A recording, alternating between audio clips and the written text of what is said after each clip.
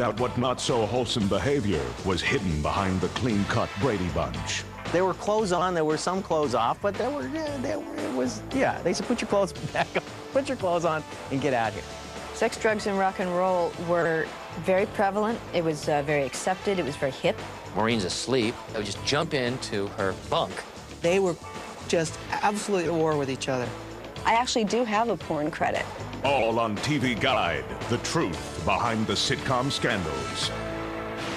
The Brady Bunch hormones run riot. This idea dawned on me. Maureen's asleep. I would just jump into her bunk. The police come. They said, put your clothes back on, put your clothes on, and get out here. All when we continue with TV Guide, the truth behind the sitcom scandals. It would be difficult to think of a TV show more wholesome than the Brady Bunch. But what actually happened behind the scenes has all the ingredients of a Hollywood scandal. At various times, different cast members have disassociated themselves with the Brady Bunch. On this program, Maureen McCormick has declined to participate. The Brady Bunch told the story of a widower with 3 boys who marries a divorcee with 3 girls. The on-screen blending of these 2 sets of children was the basis for some of the series' best shows. The off-screen blending of these 6 children provided even more interesting stories. This is Brady sex. I know that we were 6 kids, 3 boys and 3 girls, stuck together with nothing but adults all around us for all those years. And we were interested in each other, absolutely, no question about it. I'm 17, 18, and I think fair to say hormonally driven. I would walk by an interesting pattern of wallpaper sometimes, and I was excited. One question, always. Have you done Eve? Have you done Maureen? That's all that anybody wants to know. For lack of other choices, we all got paired up. I was in love with Susan. She was just my world, just the greatest thing. We'd go into the Tiger's doghouse to make out, and we didn't know how to kiss. Or, you know, we just hug each other, go, I love you, I love you. When it became apparent that Eve Plum and Maureen McCormick were growing up, then of course, you know, Susan was out of the picture, and I was after Eve. Eve had now developed. She had breasts, and I was noticing it. Well, Maureen and Eve wanted to go braless. Well, gosh, this show would be even more popular now in syndication if they had. We had little tiny dressing rooms like that you could tow around. When we weren't working and we didn't have school, we'd hang out in there, and you know, kids will be kids. You leave them alone long enough, they'll do something wrong, believe me. Sex, drugs, and rock and roll were very prevalent. It was very accepted. It was very hip. Robert Reed was generous enough to invite all the Brady Bunch kids to accompany him and to go together, basically as a family, to London. And we got to go on this ship, the QE2, the Queen Elizabeth II, beautiful ship out of New York. And I was thinking, great time to make some moves. Barry and I stayed in a cabin, and even Maureen stayed in a cabin. Well, Barry was definitely going to make something happen with Maureen on this ship. For me, a big part of that trip was just about, you know, how to orchestrate the whole thing around to where, you know, I might actually become her stateroom mate. Well, Maureen had to be alone in her room, which meant that I was alone in our room. Eve Plum, played Jan, had this tremendous crush on Christopher Knight, played Peter. And so I was looking to see how I could use that to my advantage. They worked this whole thing out. They didn't need to involve me because, you know, I'm kind of like Mikey, you know? just he'll eat it. I mean, he'll eat anything. I'm just sitting there, you know, just like having things happen to me. Knocked on the door, and I said, Eve, I think Chris wants to see you.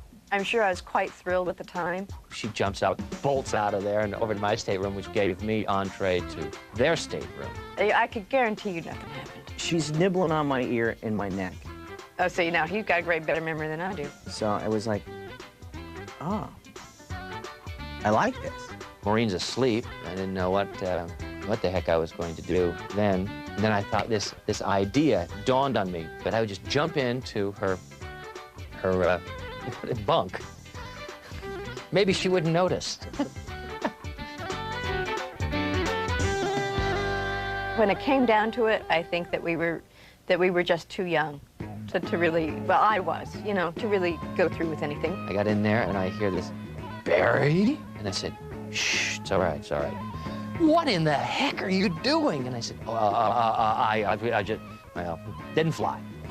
Didn't fly. I was out of there. Oh, look, Barry's back, you know. That was one of the last grand attempts. In 1994, Barry Williams published a book about what it was really like growing up Brady. It revealed many shocking behind-the-scenes moments with America's least shocking TV family. But nothing was more scandalous than the story of Barry's attempted off-screen romance with his TV mom, Florence Henderson. Can Florence come out and play? I was all the time trying to get her attention, trying to make jokes, make me look good in her eyes, that kind of a thing. And then I hatched this scheme to take her out on a real live date. Never thinking for once that she, you know, probably coming at this from a completely different point of view. Basically, I'm just thinking in my best great Brady fashion how I'm going to score here. I invited her to go out to see a singer at a nightclub here in Los Angeles, and like much to my surprise and delight, she accepted this date, and I was like, all ready to go. So I was saying goodnight to her and took a chance, and I got to give her a real kiss, and you know, innocent pressing of lips kind of thing, and but for me it was fireworks, and you know, it was never the same. One of the Brady Bunch's most outrageous rumors concerns a very special evening between Chris Knight and Eve Plum. The show's coming to an end, and I turned 16 and got my license and now had my own wheels and asked Eve on a date. So I guess I just decided we'd pick it up where we left it off on the QE2. And it was supposed to be a sure thing. And not in that way, but in a sure thing in that she'd say yes and not say no. We ended up on Mulholland. In my truck. It's a romantic spot.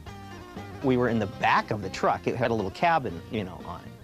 The police come and shine flashlights in the car and ask us to get out. And there were clothes on, there were some clothes off, but they said, put your clothes back on, put your clothes on and get out here.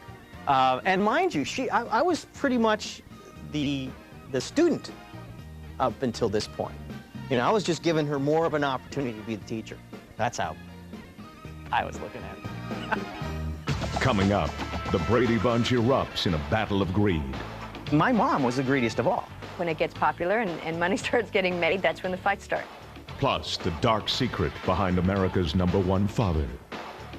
I knew that Bob was gay when I was 9. All when TV Guide, the truth behind the sitcom scandals, returns. Though the Brady Bunch was never a critical or top 10 hit, the series was very successful financially, and it wasn't long before confrontations erupted over higher salaries and creative demands. Eventually, an attempt was made to take control of the show, away from its creator and producer, Sherwood Schwartz. Who was greedy on the show? My mom was the greediest of all. She was probably the ringleader in wanting more money. And so these kids, or their parents, hired 2 attorneys. Basically, the idea was to take the ownership of the show away from him. But it was so completely unethical. And they said the kids have been terribly underpaid. We were a factory making a product. Because this is one of the highest rated shows in the history of show business. They blustered in with a threat they're going to remove the kids from the show, which of course they couldn't because there were contracts. We got a lawyer who started seeing dollar signs whenever he looked at us. And because the show was a hit, we were doing music and this and that, you know, more money was in order. When it gets popular and money starts getting made, that's when the fights start. So that killed it. And we were really just starting to get some momentum. The financial disagreements of the Brady Bunch were minor, however, compared to the ongoing struggle between the show's creator and the actor who played Mike Brady, Robert Reed. Schwartz originally wanted a newcomer for the role, an actor named Gene Hackman, but he was convinced by Paramount executives to give the part to Reed, a studio contract player. The fireworks were immediate and constant. We have two father figures. We have Robert Reed, who very much treated us like a father. Very kind, very protective, very good man.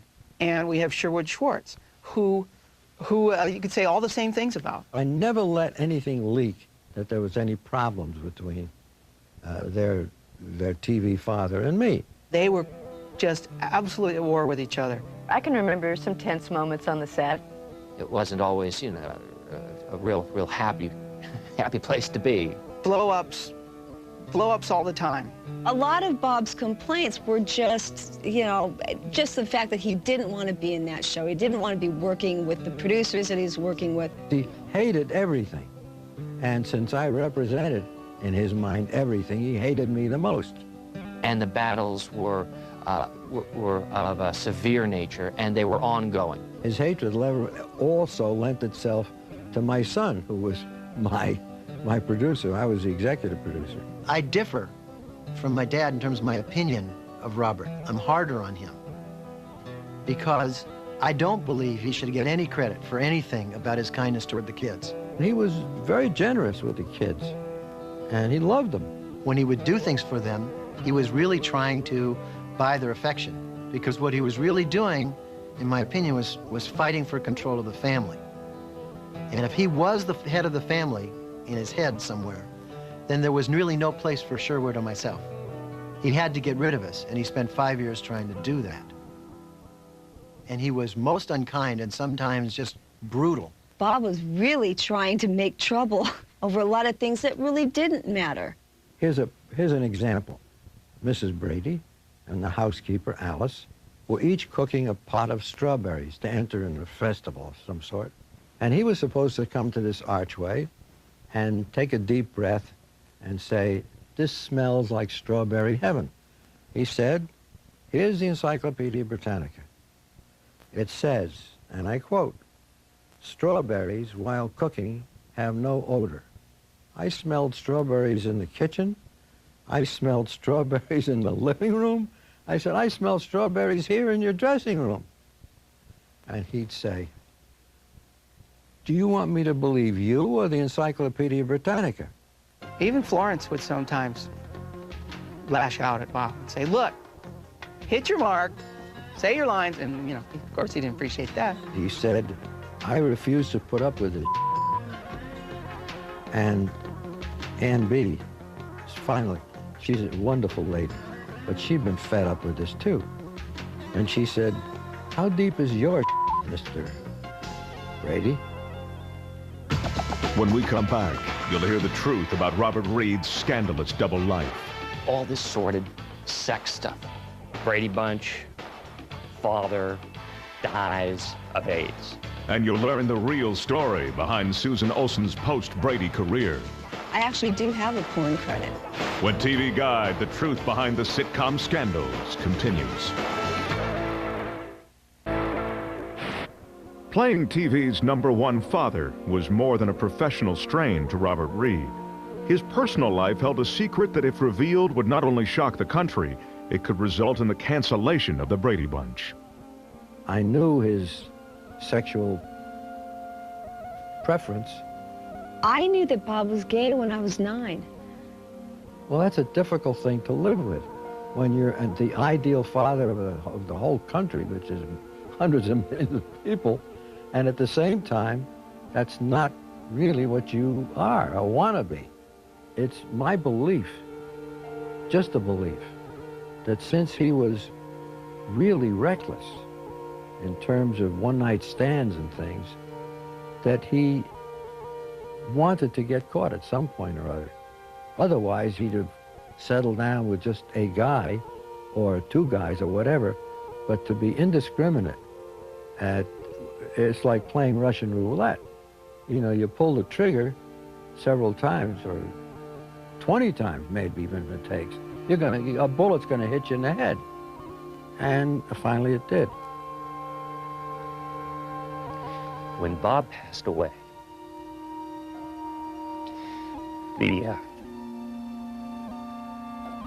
the rags, the Inquirers and Stars, took his career and reduced it 2 sentences. And that really hurt, because he was a man of great ability and talent. And then it was all this sordid sex stuff. Brady Bunch, father dies of AIDS. And it was like, man, that would have killed him alone. I'll say this. I think this is an important thing to say. Bob Reed, because he was such a stickler for things that didn't count, gave an air of believability to the show that would have been gone if I really went out and got a guy with a sense of humor. I would have lost.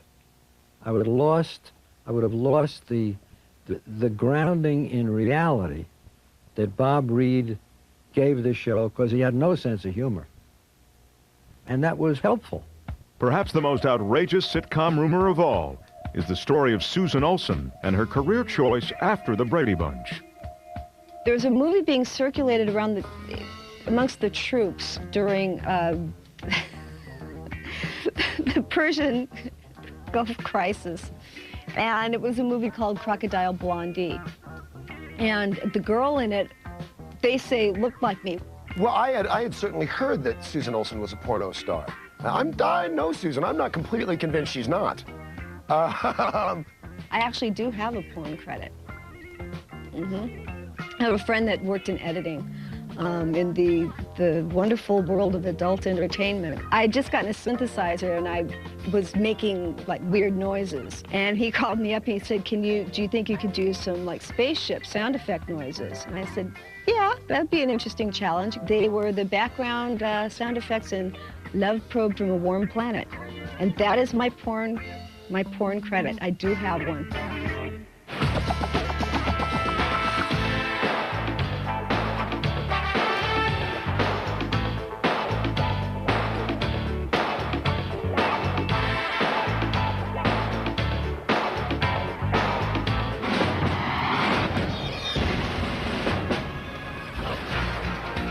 Fox 11 News is next. An 11-month-old baby taken from his home. Tonight, police search for the mystery woman suspected.